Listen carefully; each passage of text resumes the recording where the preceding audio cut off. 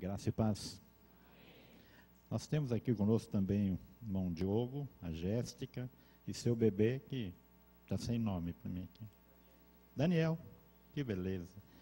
Você não quer dar uma saudação para os irmãos? Eu sei que você gosta de falar.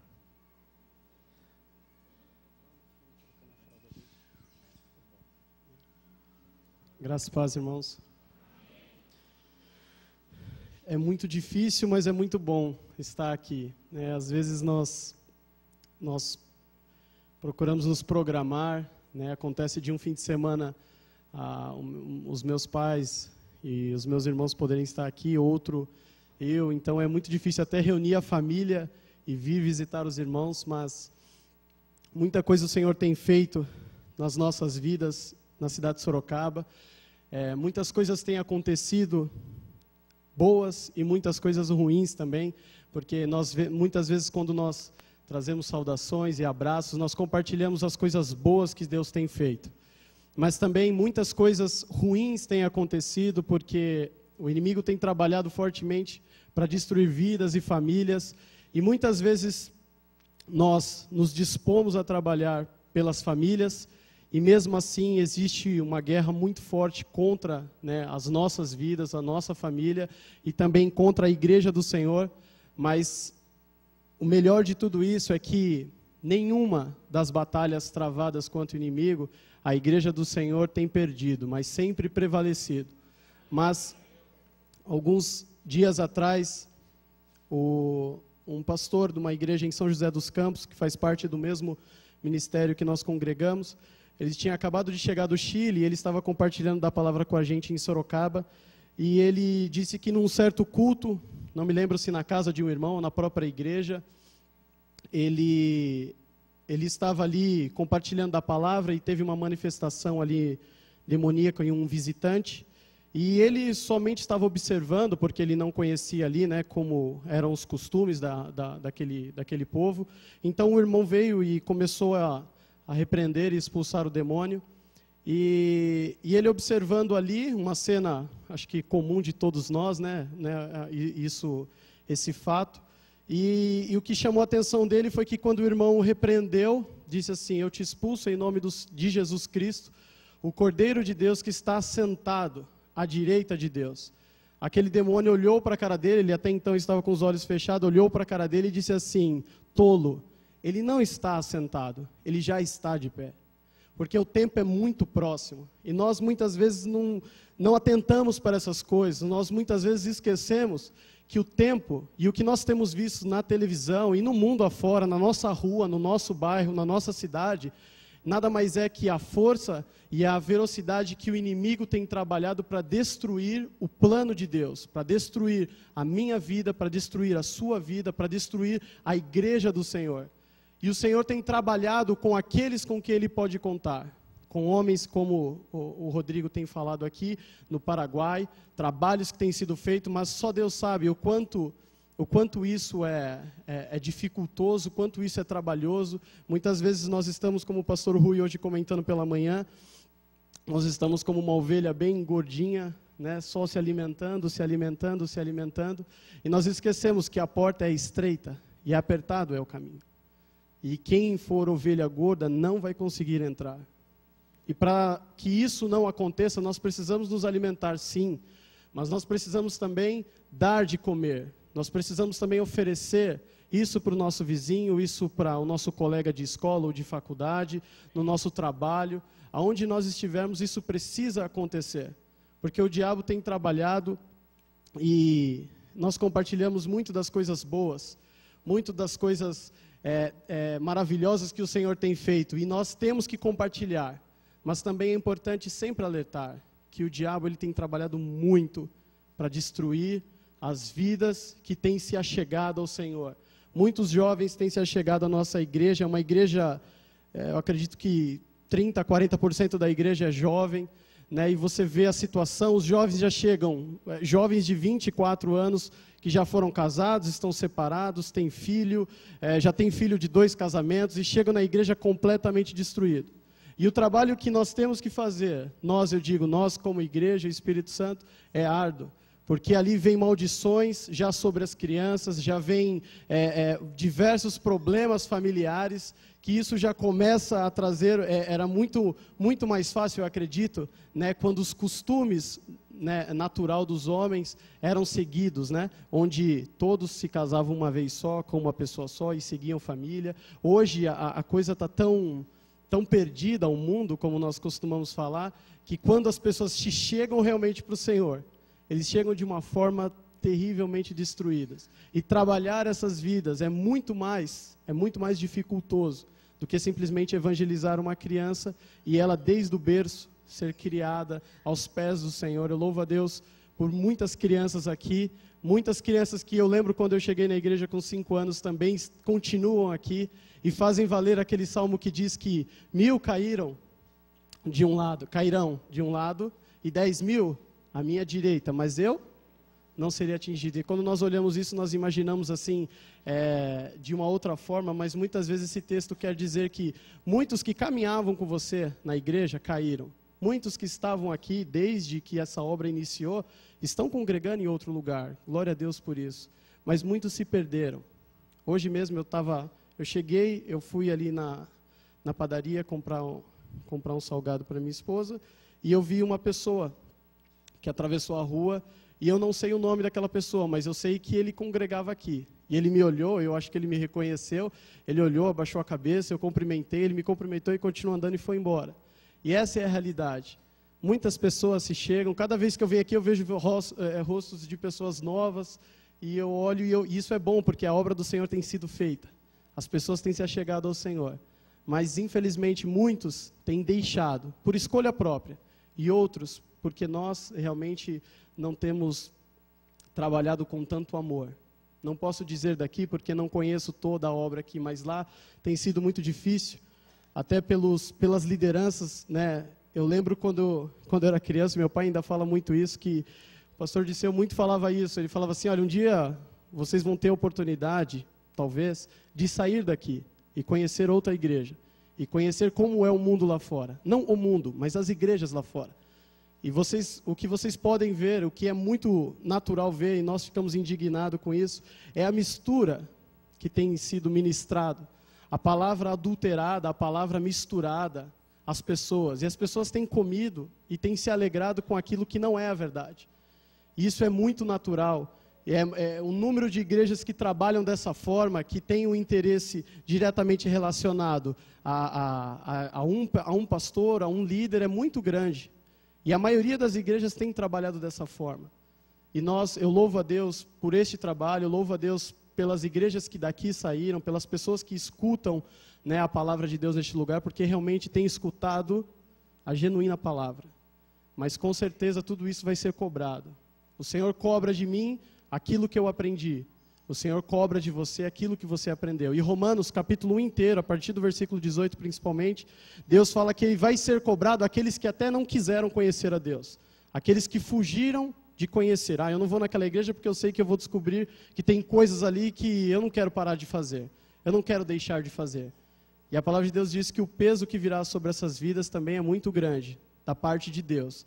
A palavra de Deus diz no versículo 18 e 19 que o próprio Deus vai os entregar a sentimentos terríveis. Se você tiver tempo, depois você pode ler o capítulo 1 de Romanos inteiro.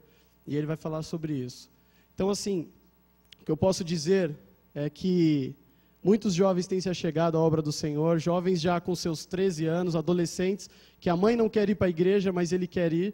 E quando ele apronta alguma coisa, tira a nota baixa na escola, o castigo da mãe é proibir de ir para a igreja. E isso é muito comum, a gente vê isso na igreja onde nós congregamos.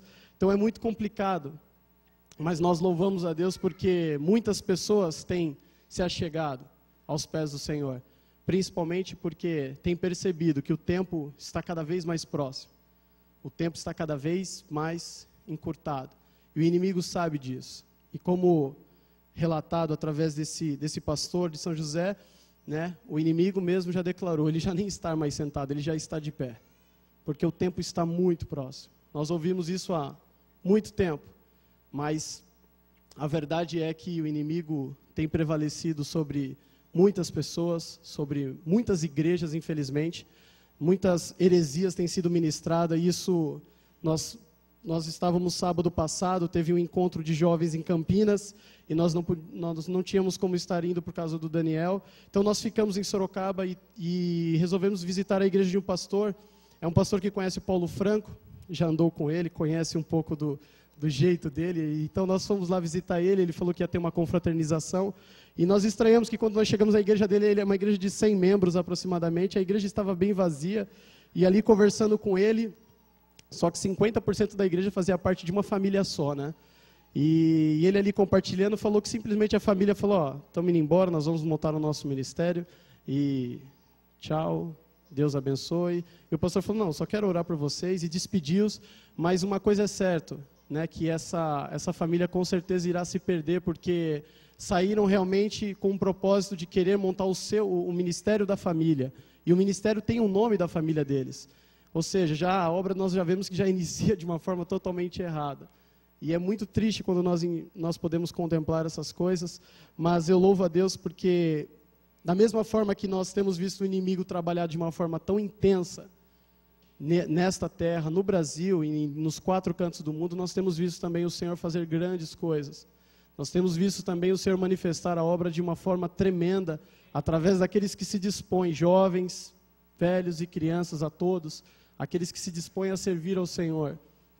Eu, com 16 anos, eu piso nessa igreja aqui desde os meus 5 anos de idade, mas eu só tomei uma posição mesmo de servir ao Senhor quando eu tinha 16 anos, que eu estava já muito desgostoso, apesar de novo, eu estava muito desgostoso com a minha vida, e orei ao Senhor num retiro, né? Nós costumamos falar lá, retiro de espiritual, né? Não acampamento, nós chamamos de retiro espiritual, e no retiro espiritual, num culto de sábado à noite, estava ali 80 jovens num culto, terminou o culto, o pastor falou, vamos orar, nós começamos a orar ali, eu parado, olhando, eu vinha na igreja por obrigação minha, eu achava que eu era obrigado a vir para não envergonhar os meus pais, e ali eu estava naquele retiro, eu não vim, e naquele mesmo fim de semana tinha um casamento aqui do meu tio aqui, e eu tive uma desavença com a minha família, eu acabei não vindo para cá, e eu estava lá, acabou o retiro, começamos a orar, e eu estava na frente, bem na frente onde o pastor estava orando, e todo mundo ali orando, eu fechei os meus olhos, fiquei esperando acabar, com aquela coisa, né, não vai acabar, eu quero dormir logo,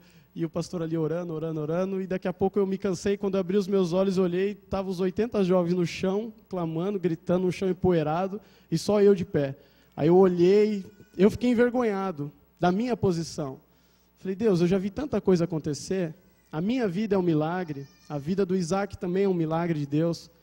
Eu contemplei coisas enquanto eu estava de coma, que hoje eu glorifico a Deus pelas visões. Eu fui abrir os meus olhos somente na minha adolescência, do tempo que eu fiquei desacordado no meu acidente. E eu comecei ali a questionar a Deus, falei, Deus, eu escuto falar do Senhor desde os meus 5 anos. Eu escuto, eu conheço a palavra, eu sei salmos de cor, eu sei isso, eu sei aquilo. Mas experiência minha com o Senhor eu nunca tive real. Então vamos fazer o seguinte, e eu orando a Deus falando exatamente desse jeito. Falei, vamos fazer o seguinte, faz o que o Senhor quiser. Quer tirar minha vida, quer tirar meu braço, faz o que o Senhor quiser. Apenas mude a minha vida. Eu renuncio o meu livre-arbítrio, eu renuncio a minha escolha, porque o Senhor nos dá a opção de escolha. Falei, Senhor, eu só escolho uma coisa, faz a obra. Mas custe o que custar, venha doer o que for preciso. E foi interessante que acabou aquele retiro, não aconteceu nada na minha vida, passou o mês de novembro, nada na minha vida, no mês de dezembro não aconteceu nada na minha vida, no final do mês de dezembro, na virada do ano, eu quase morri por 2 vezes, e nada acontecia na minha vida. E eu comecei a falar, Deus, então, eu havia até me esquecido desse pacto que eu tinha feito com Deus, mas o Senhor me alcançou no mês de janeiro, aconteceram coisas tremendas, e foi aqui num retiro, que eu também nem queria ir, e o Anderson me convenceu aí, eu falei, não quero ir, ele foi e pagou sem eu saber, e falou, agora não tem como, eu já paguei, você não vai fazer eu desperdiçar meu dinheiro. Aí eu fui, e foi uma bênção para mim, foi uma bênção porque Deus falou muito comigo, não me chamando à conversão, mas abrindo os meus olhos para enxergar que Deus precisa de nós, Deus precisa de cada um de vocês. Você pode até achar, o pastor Disseu já é um homem instruído, ele não precisa dessa obra que já está bem encaminhada. Mas eu posso dizer para vocês, irmãos, que a obra não é só esta casa. A obra está na tua casa também, a obra começa na tua escola, a obra começa na tua vida, em primeiro lugar é a tua vida. A primeira obra que Deus tem é a tua vida, e depois é a igreja, depois é a tua família, depois é o lugar onde você trabalha, onde você estuda. Simplesmente, se você não estuda ou não trabalha, enfim, aonde você estiver, ali é a obra do Senhor. E o Senhor precisa de pessoas que realmente se disponham a servir, porque não tem sido fácil. Não tem sido fácil realmente trabalhar, é muito difícil porque o mundo de hoje em dia, eu acredito que muitos de vocês, principalmente os jovens, têm visto os grandes desafios que é principalmente sobreviver no mundo de hoje. Né? Você trabalha num lugar, você faz a coisa correta e mesmo assim você é injustiçado e aquilo ali corrói muitas vezes o teu sentimento de amor pelo Senhor, porque você começa a questionar, Deus, por que ele que é pervertido, ele é honrado e eu não? E nós temos que viver realmente como bem-aventurados, porque nós temos que crer sem ver, sem tocar, sem sentir muitas vezes esse Deus tão tremendo e tão glorioso. E esse tem sido o desafio nosso, esse tem sido o desafio daquela casa onde nós temos trabalhado. É muito complicado em todos os termos, nós temos um pastor de idade já avançada, mas novo na fé, um pastor novo. As pessoas, os líderes da igreja são muito novos, então o trabalho já tem crescido muito, mas é um desafio muito grande.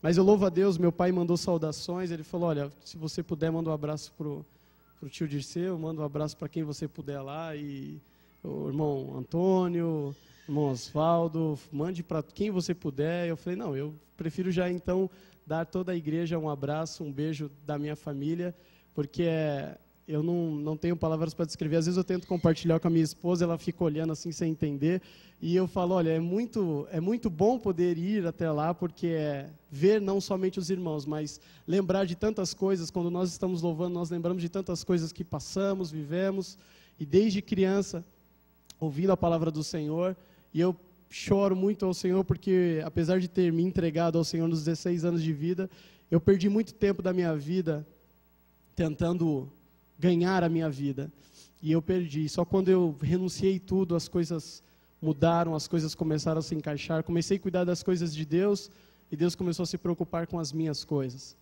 E eu quero agradecer a Deus por essa oportunidade de poder compartilhar com os irmãos, agradecer a Deus pelo privilégio de simplesmente dizer que eu amo a vida de vocês, apesar de você olhar e falar assim, mas eu nunca tive antes, como você pode me amar?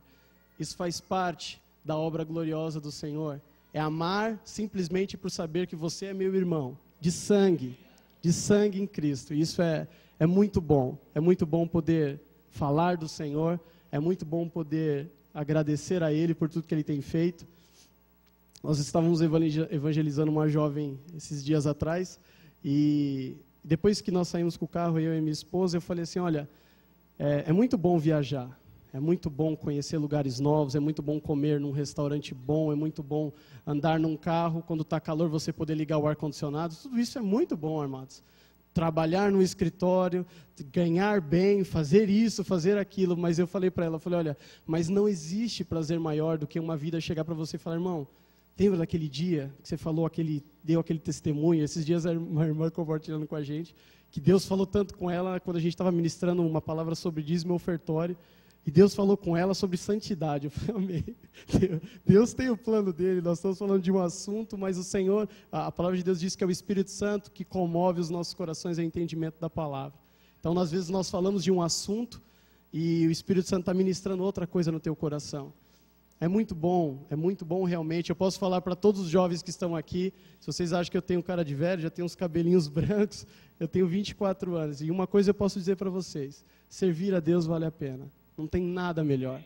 Não tem nada melhor do que estar aos pés do Senhor, não tem nada melhor do que chegar na sexta-feira e olhar para trás e falar assim, não preciso trabalhar, nem amanhã e nem domingo. Então esse fim de semana eu vou visitar os meus irmãos, eu vou louvar o Senhor, eu vou buscar a face de Deus, eu vou pregar o Evangelho, sem precisar se preocupar com horário, com tempo. Quantas vezes nós saímos de madrugada, porque estamos aconselhando jovens, por esse estado. A diferença que existe de alguns anos atrás para agora é que os jovens têm chegado realmente destruídos. Jovens, e não somente os jovens, mas famílias que é muito problemático. O pastor, esses dias, ele foi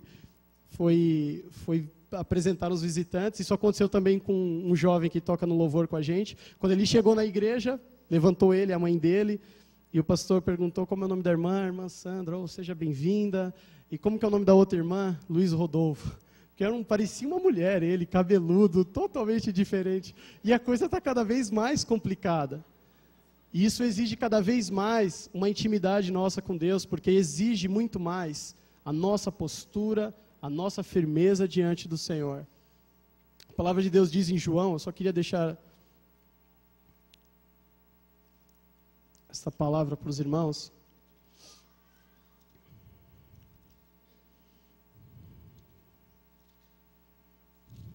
João capítulo 3.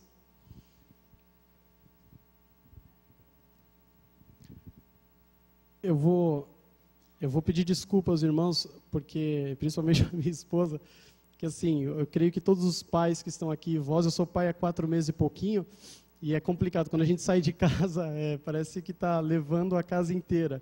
E nós viemos para cá, e eu esqueci de pegar um cinto, eu estou morrendo de calor, eu vou tirar esse paletó, mas eu estou sem cinto. Não liguem para isso. Minha esposa falou, não tira o paletó, mas está quente aqui.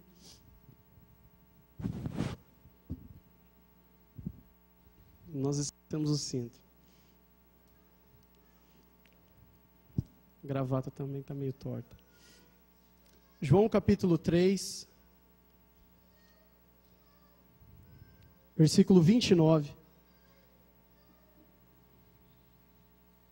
João capítulo 3, quarto livro do Novo Testamento, versículo 29, diz assim: aquele que tem a esposa é o esposo, mas o amigo do esposo, que lhe assiste e ouve, alegra-se muito com a voz do esposo. Assim, pois já, este meu gozo está cumprido. Este versículo diz de 3 pessoas: do esposo, da esposa e do amigo. Na parábola do bom samaritano, está em Lucas 10, a palavra de Deus descreve de uma forma tão interessante, Jesus ali falando, Lucas capítulo 10, a partir do versículo 25, ele diz assim, nós sempre quando lemos essa parábola, eu acredito que todos aqui conheçam, nós sempre quando lemos essa parábola, nós enxergamos o samaritano e enxergamos aqueles homens que se viraram contra eles e não ajudaram. Versículo 25 diz assim: eis que se levantou um certo doutor da lei, tentando a Jesus no caso, e dizendo: mestre, que farei para herdar a vida eterna? Versículo 26. E ele lhe disse: que está escrito na lei, como lês? E, respondendo ele, disse: amarás ao Senhor teu Deus de todo o teu coração, e de toda a tua alma, e de todas as tuas forças, e de todo o teu entendimento, e ao teu próximo como a ti mesmo. E disse-lhe: respondeste bem, faze isto e viverás. Ele, porém, querendo justificar-se a si mesmo, disse a Jesus: quem é o meu próximo? E aí Jesus começou contando a sua história, no versículo 30. E, respondendo Jesus, disse: descia um homem de Jerusalém para Jericó. Para aí um pouquinho. Jesus fala assim: descia um homem de Jerusalém para Jericó. Quem não conhece, quem conhece a região de Jerusalém, Jericó fica abaixo. Samaria fica mais abaixo ainda de Jericó. Entre Jerusalém e Samaria nós temos Jericó. Descia um homem de Jerusalém para Jericó, ou seja, ele estava num lugar santo, ele estava na presença de Deus, e ele estava descendo para Jericó, que era considerado uma cidade impura, uma cidade suja, e muito mais ainda Samaria. O que o texto quer relatar é simplesmente que muitas vezes nós temos aqui, como eu comentei, aqui dei o testemunho desse homem que eu encontrei aqui fora, tem pessoas saindo da presença do Senhor, não desta casa, desse prédio, mas saindo da presença do Senhor. E há um grande segredo que nós aprendemos da palavra de Deus, que primeiro é o teu coração que sai da presença do Senhor, depois é o teu corpo, é a tua vida. Primeiro você deseja um mundo e depois o teu corpo vai. Primeiro, quando você recebe um convite, vamos, né, é muito comum nos jovens o termo, eu acredito que alguns de vocês conheçam, mas que tem um pouquinho mais, é jovem há um pouquinho mais tempo, mas quando você recebe o convite, vamos numa balada, primeira coisa que vem, que vai é o teu coração. Se você automaticamente corta isso pela raiz, todo o resto já está completo e você não precisa se preocupar. Mas se você fica pensando, será que vai estar bom lá? Quem será que vai estar lá? Será que vai estar aquele meu amigo que eu não vejo há muito tempo? Quando o teu coração vai, é questão de tempo para o teu corpo também ir. E aquele homem, ele já estava há um tempo, né, mediante a história, ele já estava há um tempo, né, planejando, eu acredito, porque não somente nos dias de hoje, mas principalmente naquela época, quando você fazia uma viagem, e a viagem é distante de uma cidade para outra, você preparava a tua família, você tinha lá, né, que juntar um dinheiro, você se preparava todo para fazer uma viagem, né, e até nos desenhos bíblicos que eu lembro que eu assistia, tinha todo aquele... Né, ele se despedia da esposa, da filha, né, e então seguia a viagem. Mas o que o texto quer relatar é que ele estava saindo da presença do Senhor. Amados, como diz lá no Sermão da Montanha por Jesus Cristo, nós somos sal e luz da terra. E se o sal não salgar, para que ele serve? Para nada. E o texto termina, o versículo falando, só serve para uma coisa, para ser pisado pelos homens. Crente que não faz a diferença é humilhado no trabalho, é humilhado na faculdade, e não sabe por que as coisas não acontecem na vida dele. Só serve para uma coisa, sal que não salga, só serve para ser pisado pelos homens. Só isso, para mais nada. Não faz diferença nenhuma para Deus e nem para o mundo. Não serve para o diabo e nem serve para Deus. Sal que não salga é insípido. E diz lá o versículo, só serve para ser pisado pelos homens. Então quando você é um escolhido do Senhor, e você se afasta, você tira o teu coração, você começa a olhar para trás, para as campinas de Sodoma, você começa a olhar para Gomorra e você começa a olhar e falar assim, olha, eu acho que não é tudo isso que falam lá, não é tão sério assim como o pastor Dirceu fala. Eu acho que não é bem por aí. E você começa, aos poucos, o teu coração sai da presença do Senhor. E é questão de dias, semanas ou meses, para a tua vida mesmo, o teu corpo, você sair da casa do Senhor e ir buscar qualquer outra coisa no mundo. Então, primeiro, entendam isso, é o teu coração que sai da presença do Senhor. Ninguém cai da noite para o dia. Existe todo um planejamento do diabo contra a tua vida para primeiro tirar o teu coração da presença do Senhor. Você não consegue louvar mais como louvava antes, você não consegue adorar a Deus, você não consegue mais abraçar o irmão, você nem olha mais na cara dele para dar graça e paz. Você começa, primeiro é o teu coração que sai da casa do Senhor, e depois é a tua vida, é uma consequência. E Jesus fala aqui que aquele homem saiu de Jerusalém em direção a Jericó, ele já estava saindo da presença do Senhor. Então aconteceu algo, versículo 30. E respondendo Jesus, descia um homem de Jerusalém para Jericó e caiu nas mãos dos salteadores, né, para ser pisado pelos homens, os quais o despojaram e espancando se retiraram, deixando meio morto. Acabaram com a vida dele, né? Imagina se esse homem estivesse indo para a casa do Senhor, aí ele escuta a palavra, se converte, olha que maravilha. Não, mas é assim que as vidas têm chegado quase 100% destruídas. Tem chegado completamente com deficiência, com problemas que às vezes eu entendo até na doutrina, né, das igrejas, é complicado você. E aí, ele já está no quarto casamento, o que a gente faz? Você tem como falar para ele, larga do teu marido, né, como chegou um casal esses tempos à igreja e falou, olha, eu era casado, me separei, é o primeiro casamento dele, a gente está juntado. E o pastor falou assim, vamos fazer o seguinte, vamos realizar uma cerimônia, não um casamento. Vamos orar pela vida de vocês e vocês vão servir a Deus. Porque se vocês se separarem também, aí é um outro problema. E fica complicado hoje, até mesmo para as lideranças das igrejas, entender qual é o melhor caminho. Já estão no quarto, quinto casamento, tem filho em cada um dos casamentos, e aí chega na igreja, aí o que você faz? Aí você olha e fala, se separa. Como tratar essas questões? E o diabo, isso tem sido uma afronta para a igreja, porque é isso que o mundo está se tornando.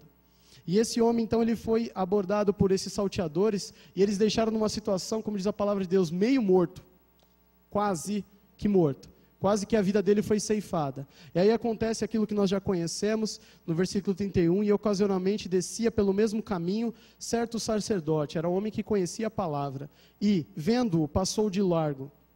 E de igual modo também um levita, chegando àquele lugar e vendo-o, passou de largo. Uma certa vez eu compartilhava aqui, e quero reforçar, não existe, apesar de nós termos esse costume de falar, de usar esse termo, mas não existe ministério de louvor.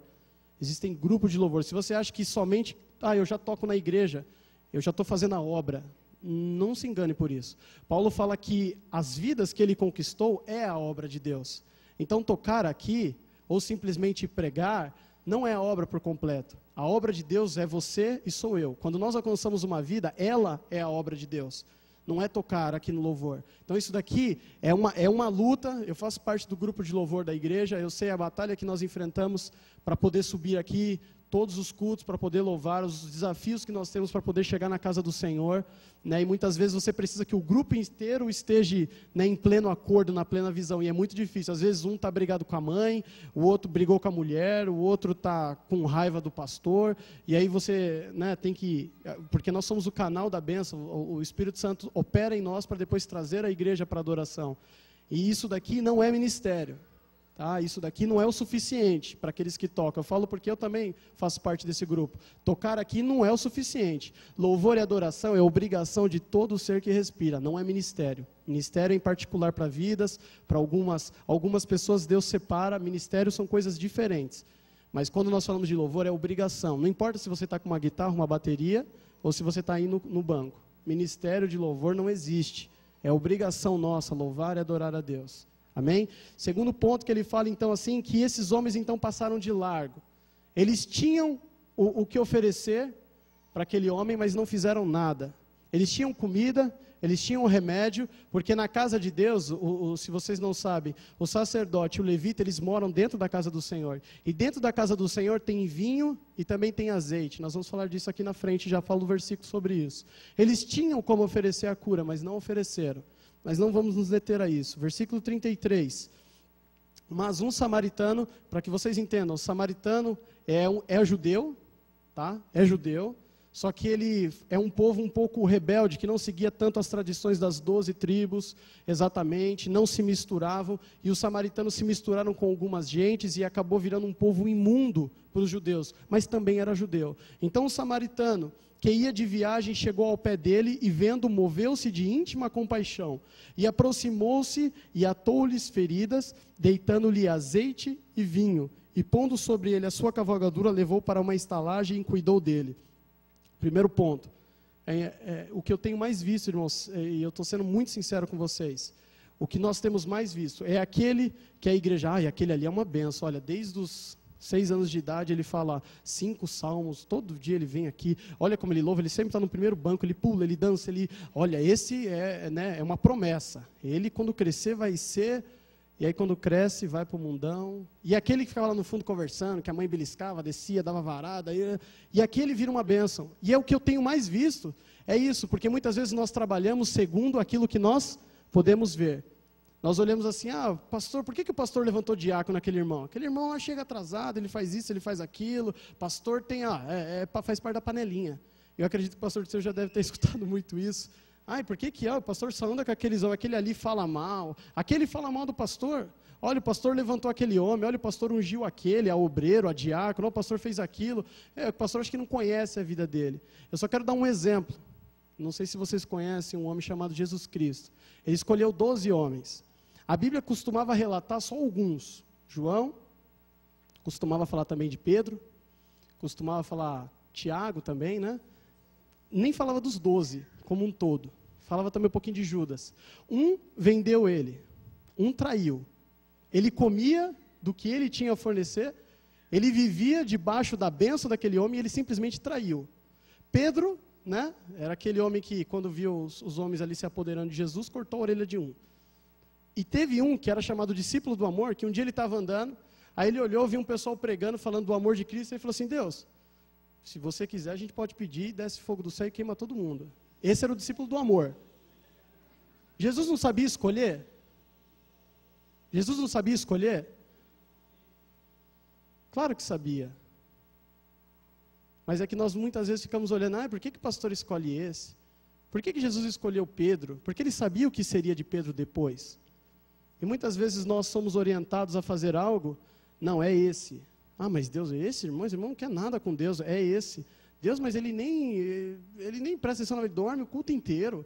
É esse, vai lá e fala, vai lá e corrige, vai lá e é esse que o Senhor escolhe. E a Bíblia relata aqui algo muito interessante, que ele fala que quando ele viu aquele homem destruído, aquele samaritano que ninguém dava crédito, que era o impuro para a cidade de Jerusalém, aquele homem, ele cuidou das feridas usando 2 coisas, azeite e vinho. Azeite significa unção, a marca de Deus em um homem. Tá? Existem muitos homens sendo ungidos pela vontade de homens. Mas esse azeite, quando Deus unge alguém, pela vontade dele, é marcado de uma forma tremenda. E a segunda coisa que ele usa é vinho. Se vocês lerem o terceiro selo aberto lá em Apocalipse, vocês vão ver que um cavaleiro, ele tinha uma balança na mão. E na balança, ele foi quando foi instituído da queda do homem o comércio na terra. E eu posso garantir para vocês que nada nessa terra acontece e não é movido por dinheiro. Tudo se adquire por dinheiro. Se você chegou aqui é porque você teve dinheiro. Você fala assim, mas eu vim a pé. Eu falei, você veio a pé com roupa ou você veio nu? Eu vim com roupa. E se ela foi de graça, alguém um dia gastou alguma coisa para fazer. Se você começar a analisar, tudo envolve dinheiro. Tudo. Só existem duas coisas que não podem ser compradas. Porque diz lá, não danifiques o azeite e o vinho. É a unção e a salvação. Só isso não pode ser comprado. O resto, tudo se compra nesse mundo. Tudo é movido por dinheiro, querendo ou não. Tudo. Não é à toa que isso faz parte de um dos selos, né, do livro que foi aberto em Apocalipse, mas relatando a queda do homem. Tudo envolve dinheiro. Tudo. Para você se deslocar, para você sobreviver, para você poder comer, para você poder dormir, tudo está relacionado a dinheiro. Tudo. Querendo ou não. Só que tem duas coisas que não se pode comprar, azeite e vinho. Então aquele homem foi lá, curou, né, tratou das feridas dele usando duas coisas, vinho e azeite. É o símbolo simplesmente de que Cristo veio, foi lá, selou, falou, olha, esse é separado, esse eu escolhi. Nós costumamos dizer até em meio aos louvores que nós, né, aquele que escolheu a Deus. Não, é Deus quem nos escolhe, é o Senhor quem nos chama, é o Senhor quem nos marca. E não adianta, você pode correr, você pode ir para lá, você pode ir para cá, mas vai chegar uma hora que Deus vai te encurralar e você não tem como, você vai ter que se render. Né? Do contrário, é dar murros em pontas de faca. Paulo usa um outro termo, mas esse é o termo de costume nosso. Então, esse homem, eu quero tratar sobre isso. Esse homem que salvou aquele homem, que das garras, né, da morte, ele estava quase morto, esse homem é Jesus Cristo. E esse versículo, ele dá um exemplo interessante, ele fala que ele pegou esse homem e levou até uma estalagem, e deixou naquele lugar. E o versículo próximo, 35, ele fala assim, e partindo, no outro dia ele tirou 2 dinheiros e deu ao hospedeiro, e disse-lhe, cuida dele, e tudo demais que gastardes, tu pagarei quando voltar. Ponto. O que esse versículo quer dizer simplesmente, Jesus ele trouxe a vida até essa casa. Ele traz as pessoas para a presença dele, ele traz as pessoas para os hospedeiros, e essa casa nada mais é que uma estalagem. E o Senhor deixa a vida aqui, e ele confia ao hospedeiro. Ele fala, está aqui, o que você precisa? Ele deu 2 dinheiros, ou seja, ele deu o que ele precisava para cuidar daquela vida. Falou, estou deixando a vida do Isaac na tua mão, pastor Disseu, é você que vai cuidar dele. Você tem a obrigação de entregar quando eu voltar. Se você gastar mais do que eu estou prevendo, não se preocupe, quando eu voltar, eu vou te recompensar. Mas aí é um detalhe, eu volto lá em João. Nós estamos falando do esposo, da esposa e do amigo. O amigo nada mais é que, não é os servos. Existem os servos e existem os amigos. Amigo é aquele que Deus tem intimidade direta com ele. E muitas vezes é o que lidera o trabalho na igreja. É por meio dele que Deus vai cobrar. É por isso que ele renunciou a vida dele inteira para servir ao Senhor. E é por ele que Deus vai cobrar. Então Deus, só que tem um detalhe, é o que tem acontecido aí fora. Deus deixou a sua noiva na mão do seu amigo. Deus deixou a noiva dele, a igreja dele, e confiou a uma pessoa. O que existe aí fora, entendam bem o que eu vou falar para vocês, o que acontece aí fora é que muitas noivas têm se apaixonado pelo amigo. Muitas igrejas têm idolatrado e servido ao pastor e não ao Senhor. E preste bem atenção no que eu vou dizer para vocês. Esta prostituição e esse adultério é imperdoável. O que Cristo vai fazer quando ele chegar e olhar para a noiva e a noiva não querer ele? Não, nós nos apaixonamos pelo amigo. E o que nós temos visto aí fora é uma idolatria plena da igreja pelos pastores. O meu pastor, e não é aquele costume de falar, eu congrego na igreja tal e o meu pastor é o pastor Disseu, é o pastor Rui. não é um costume normal. Você vê que a pessoa fala o meu pastor como se ele fosse a referência dentro da igreja de Deus. E escutem, este adultério, esta prostituição é imperdoável. O amigo ele só tem uma obrigação: cuidar, preparar e entregar a noiva perfeita para o Senhor. E só Deus sabe o que muitas vezes eu tenho convivido com alguns pastores, e eu tenho 2 exemplos de 2 pessoas diferentes, de 2 pastores diferentes, e 2 reações diferentes. Um jovem, uma vez, um pastor, ele chegou à tarde na igreja, ele estava muito cansado, e ele me contando isso, e ele disse que ele chegou lá, o irmão falou assim: ó, pastor, tem um monte de gente querendo falar com o senhor aí. Ele falou assim: olha, você não faz ideia do que eu acabei de enfrentar aí na rua, estou muito cansado. Fala para o pessoal que amanhã cedo eu vou estar abrir aqui, até mais cedo, para todo mundo vir aqui, e avisa o pessoal que não dá, eu não tenho como atender ninguém, eu preciso orar, eu preciso fazer isso, aquilo. Então aquela irmã se retirou, foi e falou com aquelas pessoas, todos foram, ficou só um jovem. Falou assim: irmã, não tem como, eu tenho que falar com o pastor hoje. E aí ela voltou lá, falou: pastor, ele já estava ajoelhado, chorando lá, falou: pastor, desculpa interromper aqui, ele não quer ir embora. Falou assim: irmã, fala para ele que eu tive um dia terrível, eu não tenho como atender ninguém, eu estou de sobremodo, sabe, perturbado, porque ele falou que tinha passado uma aflição tremenda, ele estava muito triste, até desmotivado. E ela falou assim: pastor, mas ele está de um jeito que não adianta, não quer o senhor ir lá e falar para ele voltar amanhã? Porque eu já falei, ele não vai embora, pelo que eu vi no olho dele, ele não vai embora. Eu falei: então manda ele entrar. Aí aquele jovem entrou, o pastor já acostumado, sentou na cadeira e falou assim: fala, filho, vai. Abre aí, vai falando. Ele falou: não, pastor, eu não vim para reclamar de nada, para dizer que está ruim, alguma coisa, não. Eu vim aqui só por uma coisa. Eu vim aqui primeiro dar um abraço no senhor, dei um abraço nele, aí já começaram a chorar. Ele falou assim: pastor, eu só vim aqui para dizer uma coisa para o senhor. Nessa manhã, eu estava orando, e Deus colocou um negócio no meu coração, e eu comecei a orar nesse sentido, e eu agora vou falar um negócio para o senhor que está no meu coração, e eu já até falei para o diabo. Ele falou: o que é, meu filho? Ele falou assim: eu falei para o diabo que se ele ousar vir contra a vida do Senhor, ele está perdido. Porque eu vou orar, eu vou dar a minha vida, eu vou batalhar contra ele, e quando ele se levantar contra o Senhor, ele vai primeiro ter que passar por cima de mim. Ó, pastor, eu vou fazer de tudo. E ele era um jovem que chegou na igreja há pouco tempo. Então, pelo jeito que ele falou, você via que tinha um pouco de incoerência. Mas o sentimento era esse. Ele falou: pastor, eu vou fazer de tudo para ele não passar por mim. Mas se ele passar, se ele conseguir me vencer, pode ficar tranquilo. Quando ele chegar no Senhor, ele vai estar muito cansado. Aí o Senhor vai derrubar ele com muita facilidade.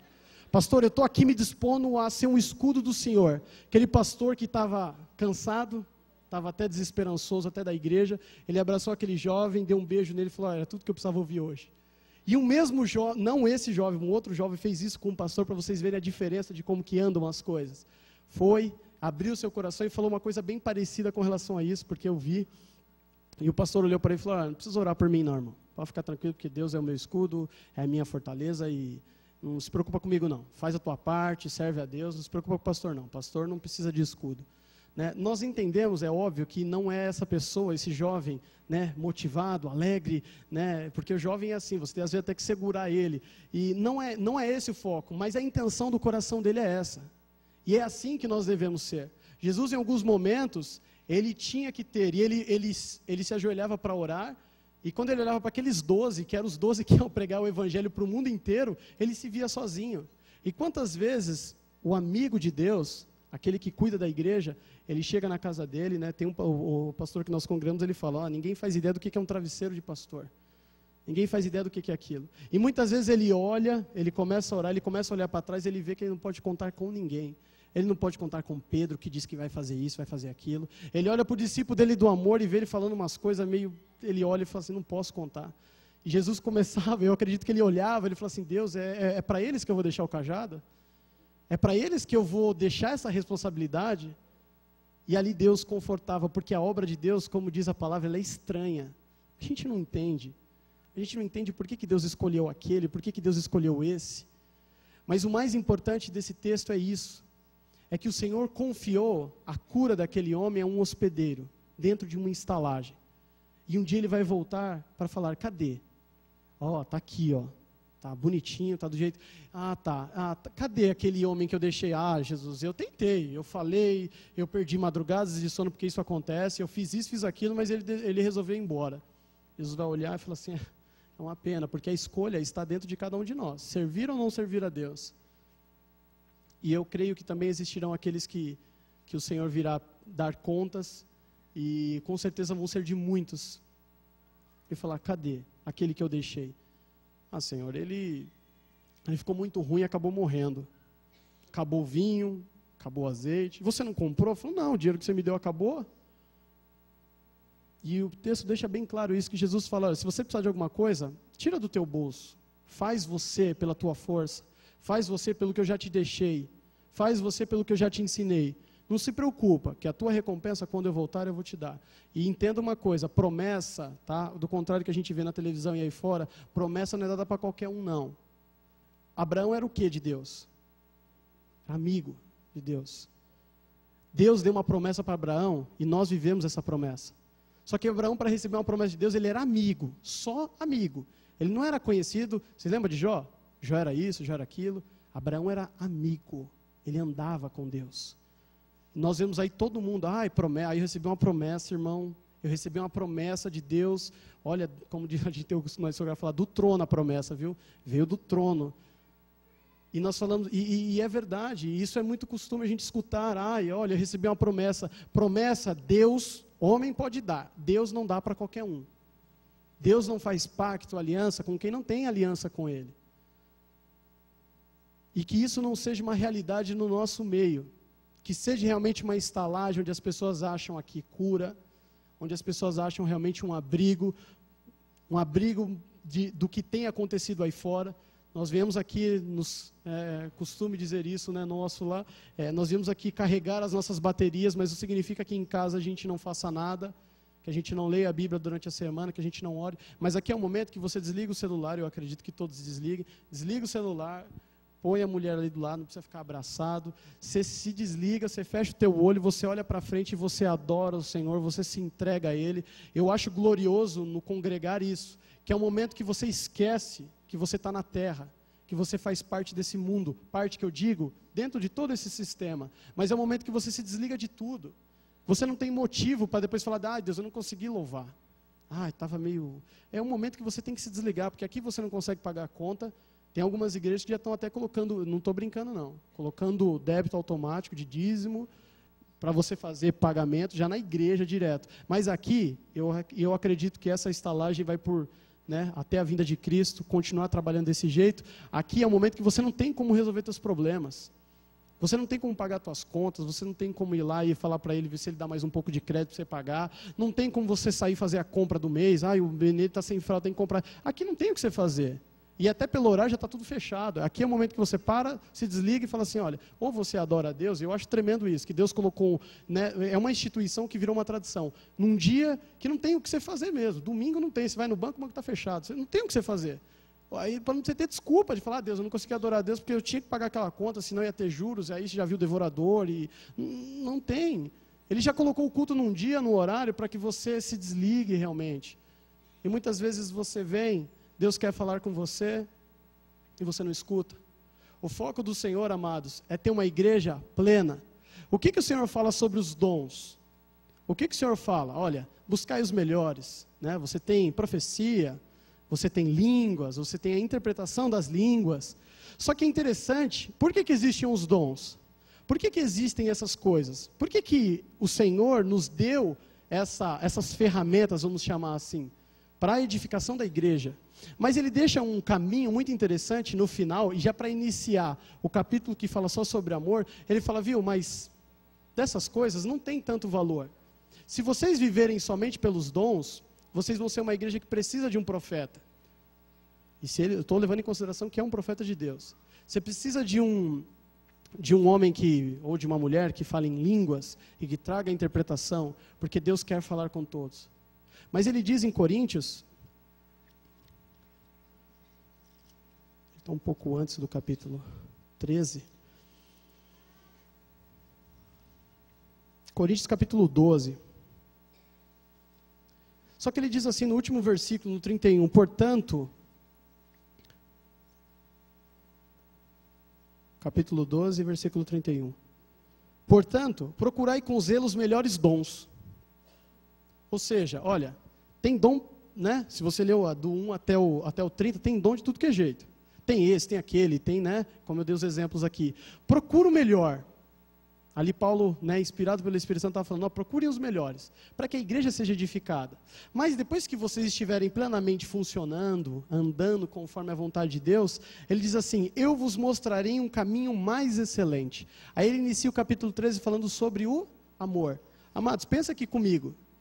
Se o amor é a base da igreja, se todos que estão sentados aqui, se todos que estão aqui têm a mesma visão, têm o mesmo sentimento e estão na mesma porção de amor, uns pelos outros e pelos perdidos também. Para que serve dom? Para que serve o profeta? Para apontar o erro da igreja, aonde está a ferida, para que seja curada. Agora, se o amor pleno reina sobre a igreja, você não precisa dos dons, você não precisa de nada.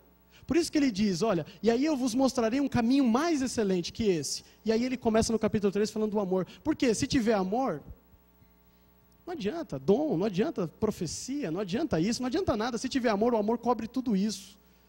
Por que existem os dons? Porque existe muita imperfeição na igreja. Porque existem muitos problemas ainda, muitas feridas dentro do corpo do Senhor, da igreja do Senhor. E por isso há necessidade dos dons. Mas quando nós passarmos desta fase, quando nós amadurecermos para isso, nós vamos conhecer um caminho mais excelente, que é o caminho do amor. Se você ama o teu próximo, obviamente você ora por ele, você não fala mal dele. E se você ora por ele, ele fica mais forte, obviamente ele ora por você, você também fica mais forte. A igreja se fortalece. Esse é o caminho mais excelente, é o caminho que Esmirna percorreu, onde um dava a vida pelo outro. E se vocês não conhecem da parte histórica de Esmirna, é muito interessante que até mesmo o imperador de Roma, César, na época, quando ele conheceu essa igreja, o trabalho que era feito, ele começou a dizimar os crentes, e até existe um termo que ele mesmo disse na história, falando que o sangue dos evangélicos, dos crentes naquela época, era como se fosse semente, porque quanto mais homens ele matava, mais aparecia. Parece que o sangue daqueles homens eram como sementes. Muitos soldados romanos, quando lançavam aqueles irmãos de Esmirna no Coliseu, para ser devorado por leões, eles eram lançados louvando e cantando, e muitos soldados romanos se convertiam no ato de ver o amor deles pelo Senhor, e também se lançavam, eu quero conhecer esse Deus. Existem relatos históricos, a Bíblia não fala sobre isso, a Bíblia relata em alguns pontos, mas existem relatos históricos, porque o amor que aquela igreja vivia uns pelos outros, e principalmente pelo Senhor, era notório. E como nós conhecemos em Cantares, o amor, ele contamina quem está à nossa volta. E o objetivo é que essa estalagem, é que esta igreja continue curando pessoas, continue libertando vidas através do poder do Espírito Santo que opera aqui. E que isso continue acontecendo de uma forma bem simples. O amor. Nós estamos preocupados muitas vezes com o nosso ministério. E eu perguntava a Deus, o que eu vou ser, Deus? Eu vou ser isso, eu vou ser aquilo. Uns falavam, você vai ser isso, hein? Eu acho que você é isso, irmão. Eu falava, Deus, mas eu quero saber o que o senhor acha. Deus falava assim, mas o que você quer? Você quer jargão? Você quer a plaquinha, a carteirinha? Ó, você é pastor, você é diácono, você é isso. Que diferença faz? É só uma questão de organização dentro da igreja. Ter um líder e ter aqueles que são remetidos a ele. E muitas vezes nós estamos preocupados com o título. Existe um jovem muito próximo nosso, que até é meu vizinho, e ele fica super preocupado. Ó, é complicado, esses dias caiu um presbítero lá em Iperó, caiu em adultério, e tá vendo, queima o nosso filme, Diogo. Eu falei assim, por que queima o nosso filme? Ele falou, porque ele tinha 28 anos, aí a gente é jovem, os pastores olham e falam assim, não vamos mais levantar jovem, porque jovem só dá dor de cabeça. Eu falei, você está preocupado com isso, cara? Que diferença faz você ser diácono, você ser obreiro, ou você ser presbítero? Você vai trabalhar ou mais ou menos? Eu posso te garantir que quanto mais cargo você tiver, mais você vai trabalhar. Você pensa que a cobrança é pequena? Você pensa que a cobrança é leve? A cobrança é muito grande em cima do amigo. Nem todos serão amigos.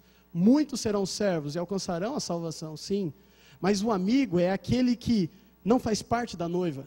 Ele tem um compromisso especial. Ele é selado para cuidar da noiva. E o trabalho que é posto sobre a vida dessa pessoa é tão grande. Eu falo isso porque eu tenho visto, eu tenho conhecido, eu tenho chorado muitas vezes por pastores que têm desistido da carreira. Eu falo por isso porque nós temos aqui um pastor que, para mim, falo em particular, sempre foi uma referência, eu acredito que para muitas pessoas, assim como o pastor Rui também, para mim é um exemplo. E nós temos que ter esses exemplos na nossa vida para segui-los. Mas eu posso garantir, irmãos, antes de você jogar a pedra e dizer por que ele escolheu Pedro, por que ele escolheu João, entenda que primeiro a gente não escolhe ninguém. Quem escolhe é Deus. Se Deus der ordem, levanta. Se Deus der ordem, não levanta, não levanta. E nós questionamos isso. Nós temos que entender uma coisa. Nós só temos um compromisso aqui dentro. Amar o meu próximo e amar a Deus sobre todas as coisas. O resto é problema de Deus. Eu falo isso. Para você é fácil. Né? Eu acredito que alguns aqui conheçam um pouco da história da minha família e até da minha vida também. Mas para você é fácil. Para você é simples. É fácil servir a Deus, né, Jó, quando tudo está bem. É fácil servir a Deus quando tudo está isso. E não é, irmãos. Eu, quando decidi servir ao Senhor, como eu disse para vocês, eu morava numa cidade onde eu não encontrei uma igreja. Olha que eu fui em muitas. Eu não encontrei uma igreja que se pregava a palavra. Eu não encontrei uma igreja que quando você parava para adorar, você tinha que parar de cantar, você tinha que começar a orar, porque os louvores falavam cada besteira. E Deus fala, não, é aqui que você vai, é aqui que você vai falar da palavra, é aqui que você vai trabalhar, é aqui que você vai fazer isso. E eu falo, Deus, mas eu não consigo nem louvar aqui. Eu falei, e você acha que louvor é só quando tem um violãozinho? Vamos tirar tudo isso daqui, vamos na voz, vamos ver se o Espírito Santo realmente vai operar, se o fogo vai descer. Então nós temos que louvar a Deus simplesmente por quê? Porque, não sei, está um clima bom, como esses dias eu ouvi do irmão que eu fiz misericórdia. Não sei, está um clima aqui, uma coisa tão, sei lá, umas coisas positivas vindo. Eu falei assim, irmão do céu, fala um negócio desse para mim. Eu falei, não, eu estou entendendo o que você está sentindo, mas não, esquece isso, é o Espírito Santo. Ele está movendo o teu coração, ele está te levando a uma outra dimensão. Ele falou, é isso aí, mas porque aprendeu no mundo a falar desse jeito. Amados, então a nossa obrigação é servir a Deus. Se está o louvor bom, eu não gosto daquela irmã que está cantando. Gente, não é ela que não é ela que oferece o teu louvor ao Senhor. Essa casa tem que continuar sendo uma estalagem, eu acredito que seja isso, né? Pelos testemunhos, pelas vidas, porque o Senhor confiou a esse homem, e eu creio que ele tem trabalhado, eu creio que ele tem se gastado, se deixado gastar pela vida de vocês, e muitas vezes eu até entendo que, né, pastor, normalmente, a maioria deles, né, eu estou falando dos pastores sérios, que servem ao Senhor, eles já têm o costume de ser um pouco rígidos. Eu costumo dizer, se eu que não sou nada lá na igreja, em termos de cargo, assim, eu escuto cada coisa, já fico de cabelo em pé.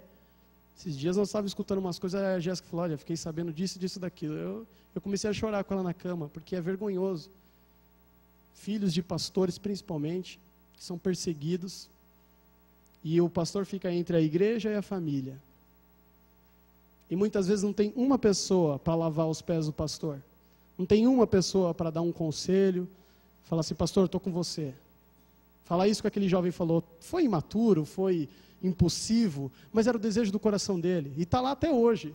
Parece o Panjem do pastor. Para onde ele vai, ele está atrás. Já tomou tapa na cara de demônio. O pastor Laurano, ele assustado, daqui a pouco está tomando na cara. Aí o pastor falou, calma, fica aí no canto orando. Tá bom, pastor, com a cara vermelha lá. Mas ele está ali. Ele falou, pastor, eu vou com o senhor. Se ele vai ser pastor amanhã, não sei. Vai ver, nem isso que Deus quer para ele. Mas pessoas que dispõem a ajudar não somente ao líder, a um amigo da igreja, a um amigo do esposo, mas ao seu próximo. Amanhã, só Deus sabe o que você vai ser. Fique preocupado também, eu vou ser o quê? Por que não me escolhe? Eu canto muito melhor que ela no louvor. Eu lembro quando a gente começou lá na igreja, tinha 12 pessoas na nossa igreja lá. E eu estava no primeiro mês de aula de violão, e nesse intervalo ainda eu tinha machucado o dedo, fiquei uns dias sem tocar. E aí o pastor olhou para mim, meu pai, na tremenda sabedoria dele, que fala pouco aquele lá, falou para o pastor, não, os meninos tocam aí, pode pôr ele que eles tocam, pastor. O pastor no culto, antes de começar o louvor, falou, chamar os filhos do Paulo para trocar aqui no louvor. Tinha 12 pessoas na igreja. Aí eu olhei assim para o Teodoro olhou para mim, meu pai falou, vai lá. Cheguei lá, eu não sabia nem fazer os acordes direito, e a gente entrou no grupo de louvor. E foi uma benção. Eu lembro do primeiro retiro que nós fomos lá tinha 550 jovens, a nossa igreja era a menor igreja do ministério. Meu Deus, os irmãos cantando lá, as irmãs, era terrível, mas foi um derramar do Espírito Santo que eu nunca vi a glória de Deus descer de uma forma como desceu naquele culto. Tinha 550 pessoas prostradas no chão, adorando a Deus, gritando e clamando, e nós tínhamos olhado no relógio, tinha passado 3h30, para mim tinha parecido, nós cantamos 4 louvores em 3h30, e foi uma glória tremenda. Eu lembro que meu irmão olhou para mim e falou assim, olha, eu não esperava isso, e é isso que Deus quer. Ele não quer contar com aquele que já tem, né, o seu a sua postura diante da igreja, aquele é o pastor tal. O Senhor quer contar com você. Se você acha que é pequeno, que você não tem condições, aí eu não me acho digno, né, como Gideão. Gideão dizia que não se achava digno porque ele conhecia a grandeza de Deus. E ele tinha medo de fazer as coisas erradas. Então ele falou, Senhor, eu só quero que você confirme. Mas a partir do momento que Deus confirmou para ele, ele foi até o fim. E detalhe, depois que ele libertou o povo, sabe o que ele fez? Ele entregou o povo para quem devia, para o sacerdote.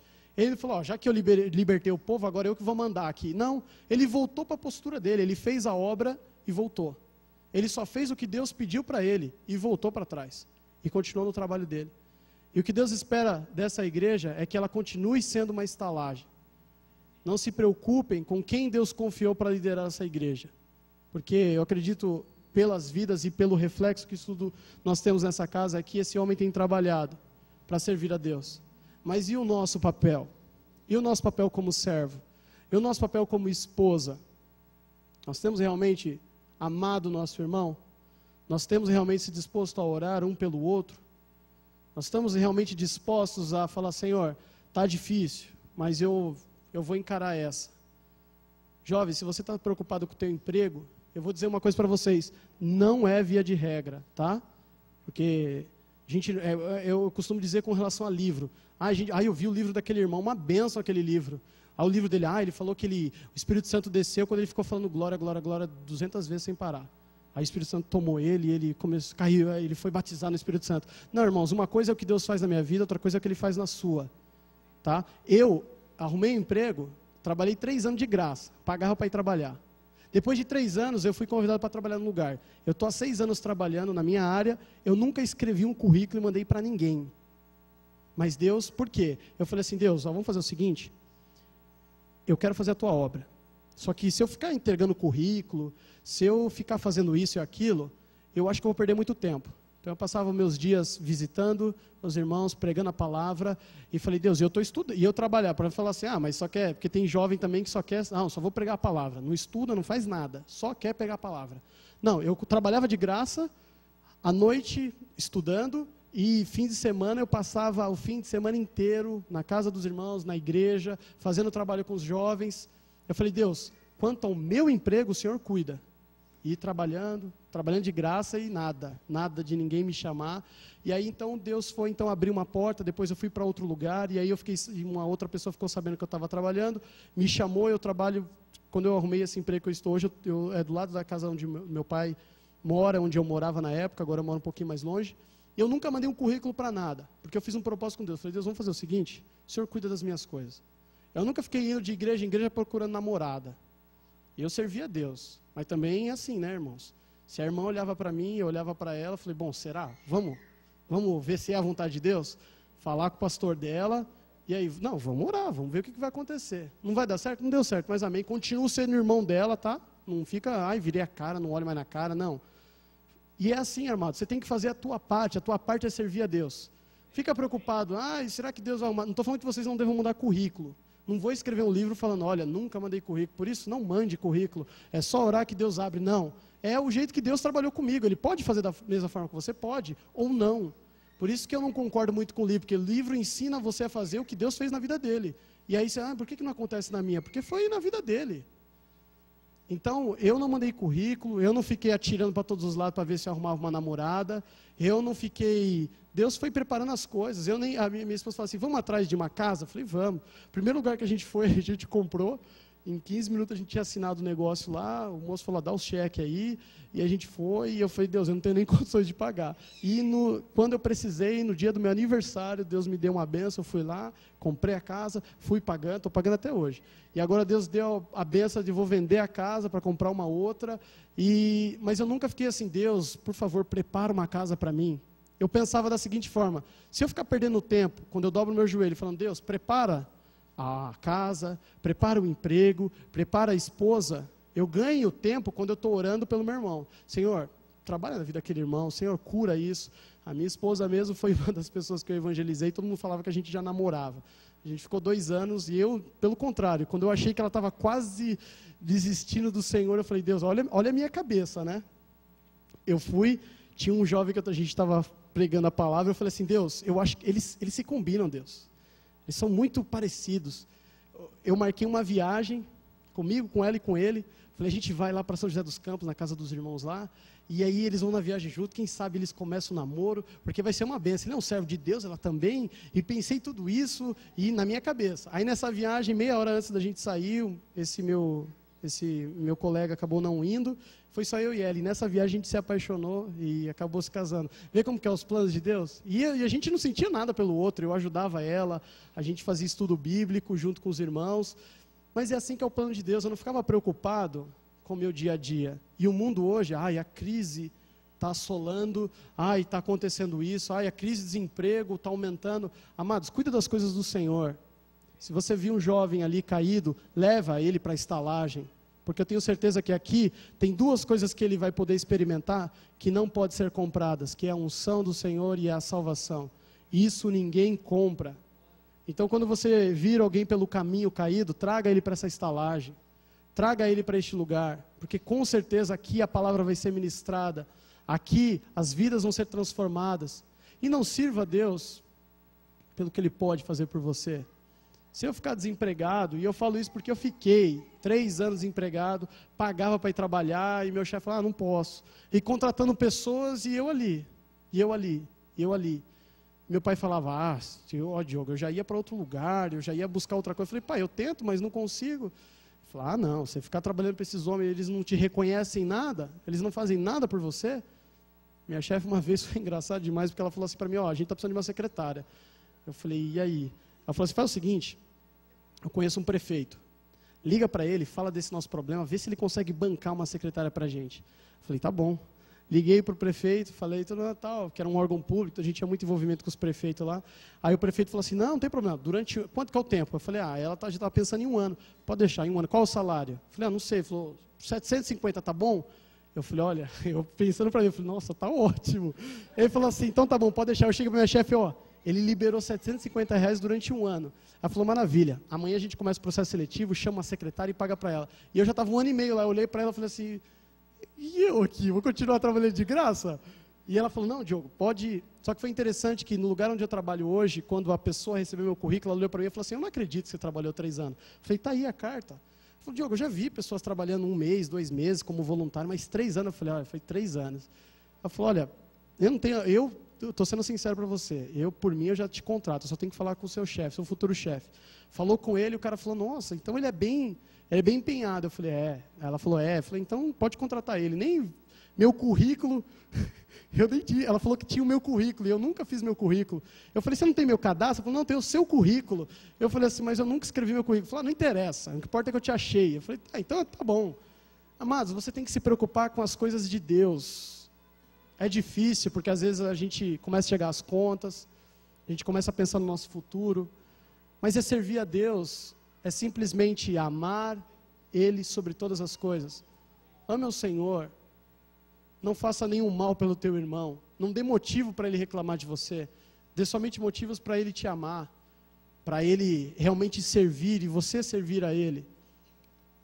Porque realmente, eu digo isso, eu quis ressaltar um pouco essa parte, porque com certeza, se tem uma coisa que não é pregada e não é falada, é sobre a vida de pastor, porque normalmente é ele que está aqui pregando, e pastor nenhum gosta de falar das dificuldades que ele passa. Pastor gosta de falar dos problemas da igreja e tentar consertar os problemas da igreja. Mas Deus sabe, eu acredito que alguns irmãos aqui já compartilharam, principalmente os que estão há mais tempo, o quanto pesa realmente a responsabilidade de ser o dono de uma estalagem. Dono é aquele que é responsável. Então eu só peço uma coisa para vocês, irmãos, eu falo isso de uma forma muito dolorida, porque eu tenho visto isso. Não seja um peso para o teu pastor. Seja um contribuidor. Seja uma pessoa com quem ele olha e fala assim, filho, pode ir, porque ele acredita em você. Ele sabe que ele pode delegar aquela função para você, que você vai fazer conforme a vontade de Deus. Não seja um estorvo, eu falo isso e uso esse termo porque é o que eu tenho visto. Não seja um estorvo na mão do teu pastor. Não seja o incômodo da madrugada do teu pastor. Não que você não deva ligar para ele para compartilhar dos seus problemas, não. Mas só de você servir a Deus, tomar uma postura de servo do Senhor, você já começa a ser uma bênção para muita gente. principalmente primeiro na tua família, porque mais importante que a igreja é a tua família. Mais importante que a tua igreja é a tua família. No entanto, qual que é o critério que Deus, pela vida de Paulo, fala sobre a eleição dos diáconos?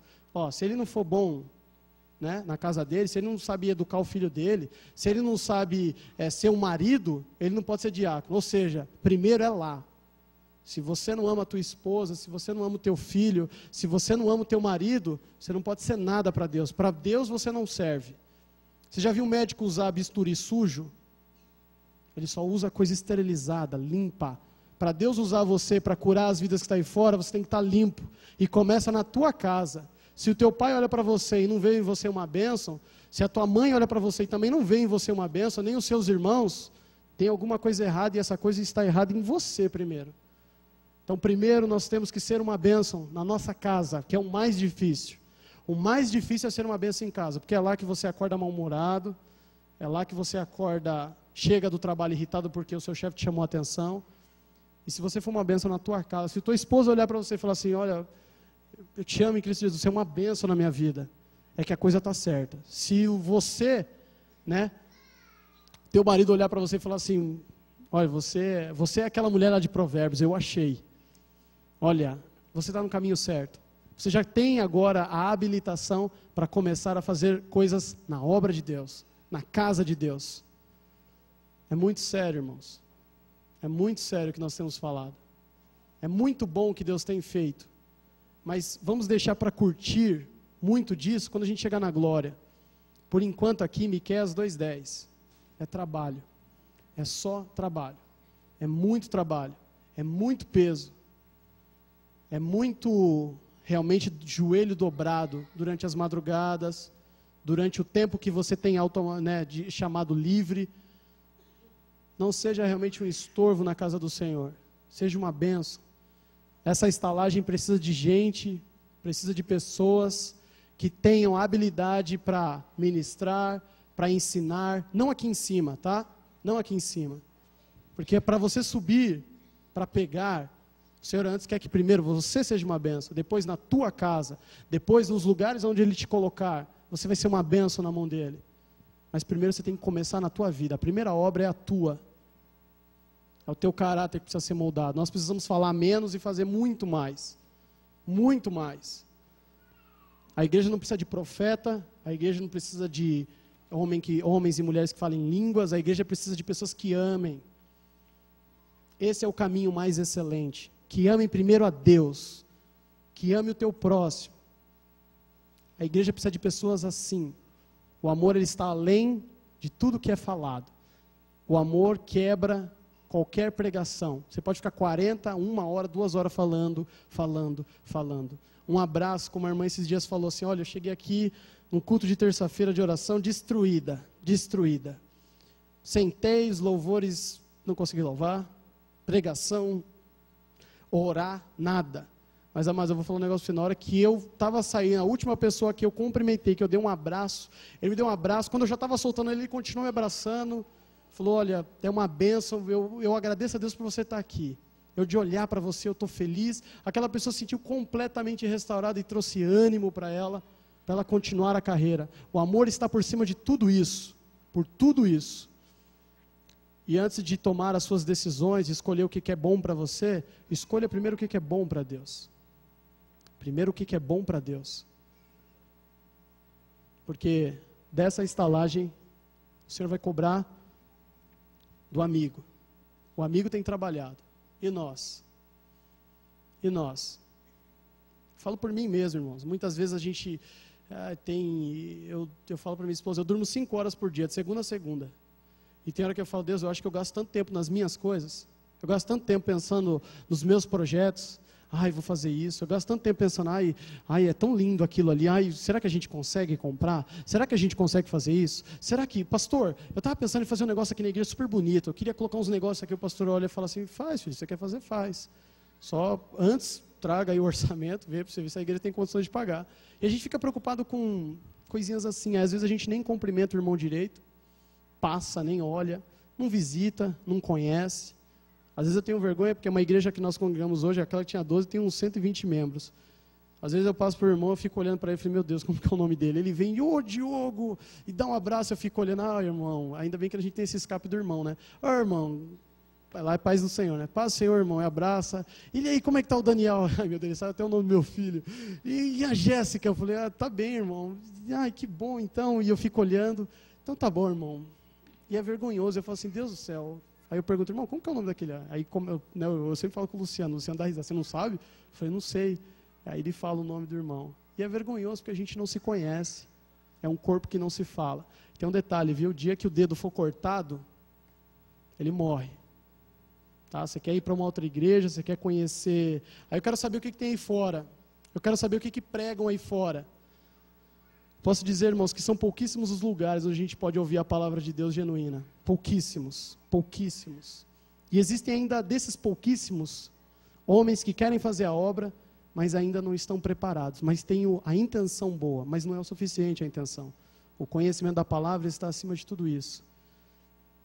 Então eu digo para vocês, continuem trabalhando, porque existem muito, como vocês, eu acredito que alguns aqui de vocês já viram DVDs falando sobre essa história do Bom Samaritano. Eu acho interessante, porque numa estalagem você não só tem um lugar para dormir, você tem lá o café da manhã, você tem o almoço, você tem isso, tudo que você prepara para os hóspedes. Tem muito trabalho para fazer aqui dentro. E não é limpar a igreja, não.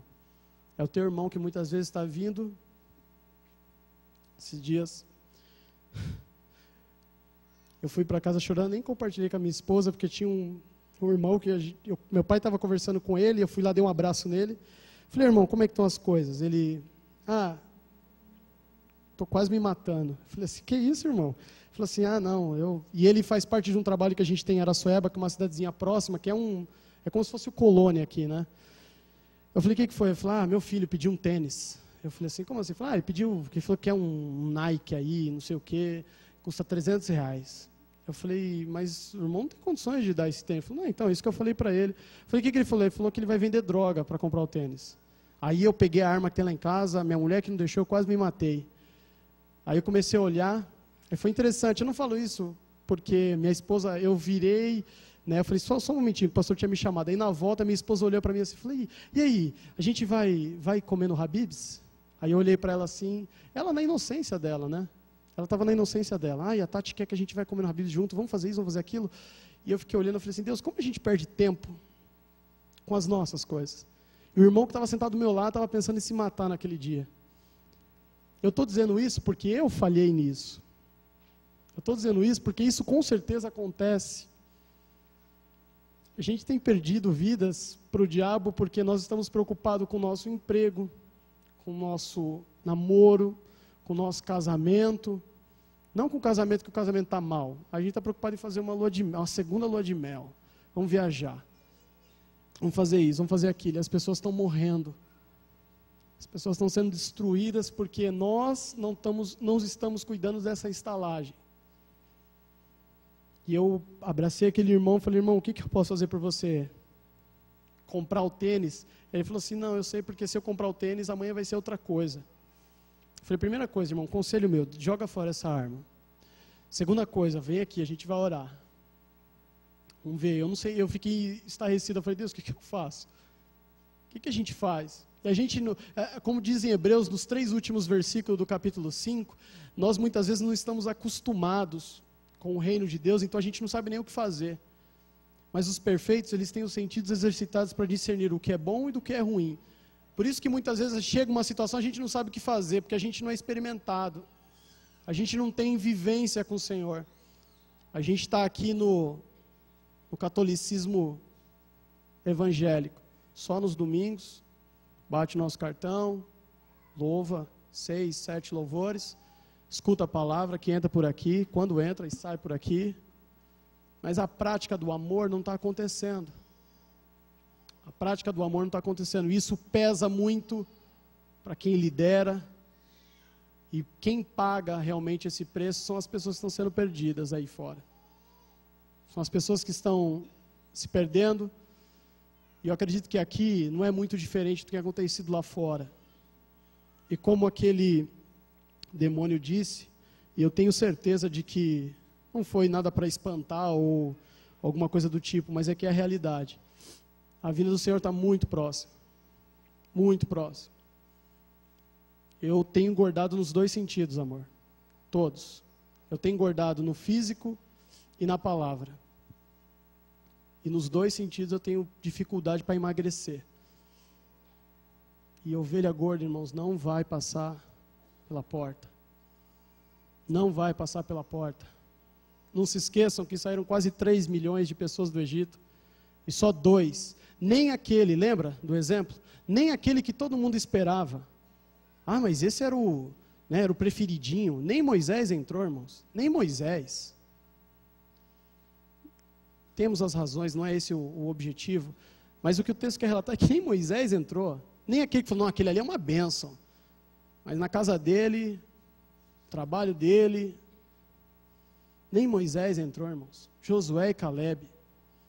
E quando o texto fala Josué e Calebe, significa que nem as esposas deles, nem os filhos deles entraram. Porque com certeza, pela mesma idade que eles tinham sim esposa. O texto não relata em alguns pontos isso. Nem os pais de Josué e Calebe, mãe, ficou tudo para trás. Talvez você tenha que andar como Jeremias 15, andar sozinho, andar solitário, se assentar, não tem intervalo da tua faculdade, ir lá no estacionamento, sentar em algum lugar que ninguém te veja e esperar o intervalo passar, porque é melhor do que ficar lá na roda. É melhor. É melhor não fazer os 10 minutinhos de café no trabalho não, porque só sai porcaria lá daquela mesa, daquele lugar. Amados, é muito sério. Disso daqui depende a nossa eternidade, a nossa vida inteira. É muito bom poder falar do que Deus tem feito.